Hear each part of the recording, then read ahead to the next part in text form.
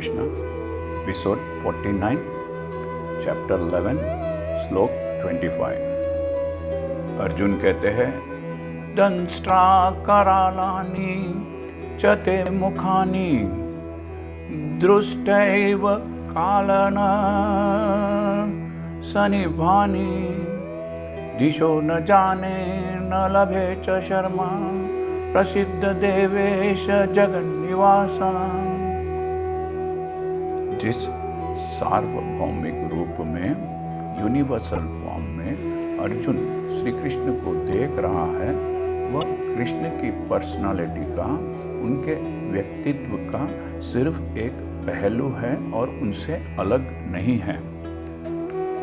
लेकिन अर्जुन के मन में श्री कृष्ण भगवान का वह मित्र वाला रूप, वह फ्रेंडली फॉर्म चला गया और कृष्ण के इस रूप को देखकर वह भयभीत हो रहा था, डर रहा था।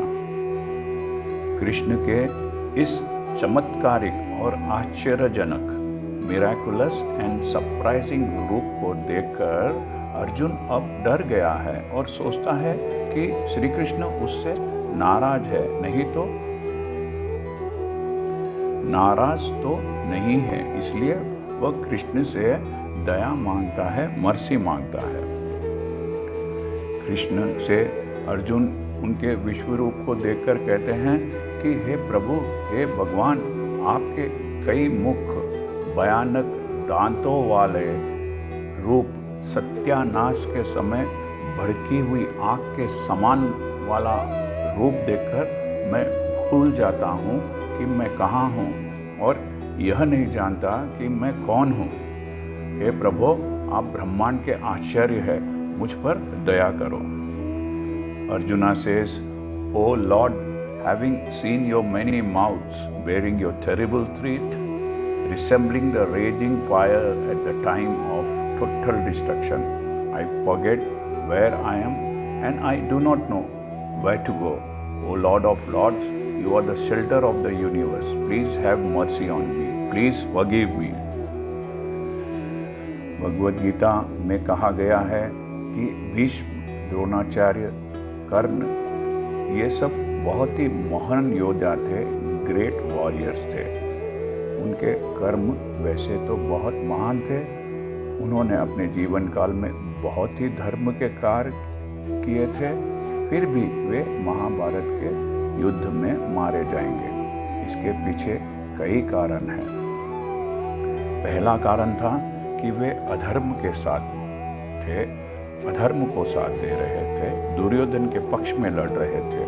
दूसरा, वे कृष्ण के खिलाफ लड़ रहे थे, दे were fighting against Krishna.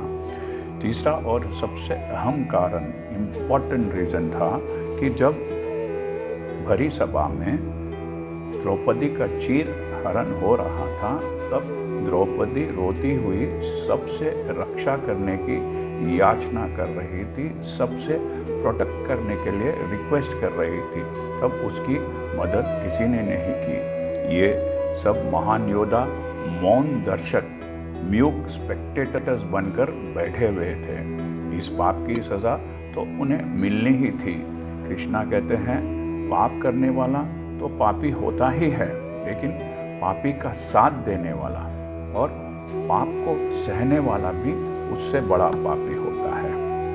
Krishna says, one who does crime और injustice is a culprit, but the one who bears and support the culprit is a bigger culprit. आने वाले श्लोकों में आप ये जानेंगे कि कृष्ण के विश्व रूप में अर्जुन इन सबको मरते हुए देखता है और उनको मरना ही था, क्योंकि सबसे पहले तो वे लोग कृष्ण के अगेंस्ट थे। दूसरा, उन लोगों ने अच्छे कर्म, अच्छा धर्म पालन करने के बावजूद जीवन में ऐसी गलतियां की थी जो माफ़ी के काबिल नहीं थी।